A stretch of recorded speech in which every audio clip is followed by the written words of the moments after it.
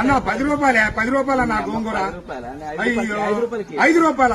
ఈ రైతు బతుకు తెలుసా అనే?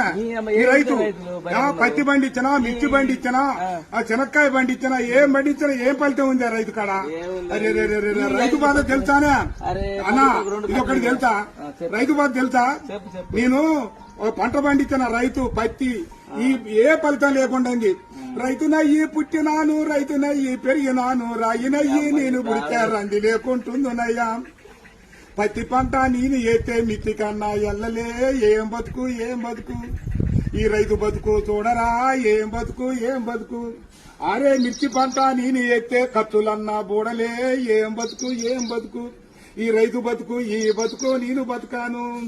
పల్లెరు గాయల్లో పలుగురాల్లా చేదు కాడ పాములు తెల్లల్లా తిరిగి ఎద్దులాగా ఎద్దు నాగి వానగుంటల నీళ్లు దాగి ముళ్ళ కంచాలెక్కి దూకితే గడ్డి మోపే గొంగడాయే పెంటగడ్డే పక్కల ఎత్తుని అమ్మ బతుకు. ఏం బతుకు ఏం బతుకన్నా ఈ రైతు బతుకు ఏం బతుకు? అయ్యా 5 రూపాయలు కడుగుతాను. 6 నెలల బట్టి సాగుకొని నీ ఇంటికి వచ్చి బండి 5 రూపాయల కోసం అడుగుతా.